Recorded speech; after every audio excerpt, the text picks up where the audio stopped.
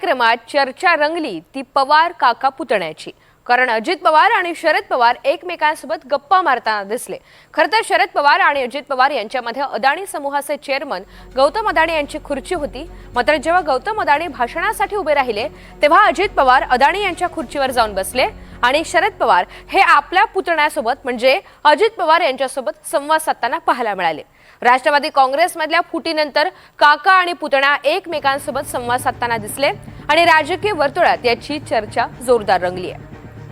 अधिकची माहिती जाणून घ्यात राहुल कुलकर्णी आपल्या सोबत आहेत। राहुल, पुन्हा एकदा बारामतीमध्ये एका कार्यक्रमाच्या निमित्तानं काका पुतणा एकत्र आलेले आहेत आणि अर्थातच जरी कार्यक्रमाचं निमित्त असलं तरी सुद्धा आता राजकीय वर्तुळात एक वेगळी चर्चा रंगली। दोघांमध्ये नेमका काय संवाद रंगला? हे बघा, मधल्या काळामध्ये पवार कुटुंबाचे ताणतणाव खूप वाढले होते। म्हणजे अगदी शरद पवार आणि अजित पवारांची नक्कल पण करून दाखवली होती।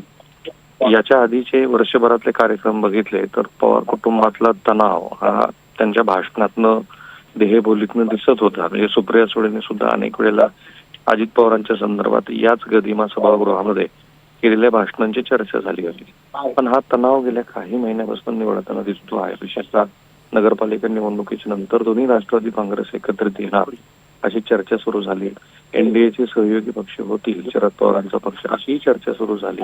आणि आता तर असं दिसतं आहे की ह्या स्टेजवरती असलेले रोहित पवार, योगेंद्र पवार या सगळ्या मंडळींनी या दोन्ही पक्ष एकत्रित यावे यासाठी पुढाकारच घेतलाय। त्याचंच रिफ्लेक्शन म्हणून या काका पुतण्याचा जो सौहार्द आहे तो पुणे दिसायला लागला। कारण खास करून VSIच्या कार्यक्रमामध्ये, वसंतदादा शुगर इन्स्टिट्यूटच्या कार्यक्रमामध्ये शरद पवारांच्या शेजारी असलेली खुर्ची अजित पवारांनी बदलली होती आणि तिथे बाबासाहेब पाटलांना जे सहकार मंत्री तिथे त्यांना बसवलं होतं।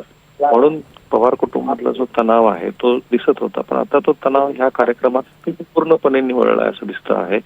एकतर एकमेकांना पूरक अशी भाषणं, त्याचबरोबर काका पुतण्यांचं जाहीरपणे असं एकमेकांशी संवाद साधणं आणि त्याच्यातनं ही जी चर्चा सुरू आहे की दोन्ही पक्ष हे एकत्रित येतील, अर्थात कडा टाकून पाहिलेला आहे। कार्यकर्त्यांच्या प्रतिक्रिया बघून झाल्या आधीपासूनच असा मानणारा एक मोठा वर्ग होता की दोन्ही राष्ट्रवादी काँग्रेसचं मतदार पण एकच आहे, तर त्यांनी एकच यायला हवं। तर त्याच्या चर्चेतला आजचा हा कार्यक्रम जो आहे तो पुढची आपण म्हणू की त्याची चाचणी आहे। एकतर सुप्रिया सुळे, सुनेत्रा पवार यांचंही संवाद डायसवरती दिसतं। योगेंद्र आणि रोहित हे तर तसे एकाच पक्षात होते पण फार त्यांच्यात संवाद नव्हता। ते दोघेही आता गप्पा मारत बसलेले आणि काका पुतण्यामध्ये ही जी चर्चा, त्यामुळं जरी ते पवार कुटुंबातले सदस्य असले तरी सुद्धा त्यांच्या स्नेहभोजनाची आणि असं डायसवरती एकत्रित येण्याची चर्चा ही दोन्ही पक्ष एकत्रित येणार या चर्चेच्या पार्श्वभूमीवर असल्यामुळं त्याला एक वेगळं राजकीय असं संदर्भ आलेला आहे।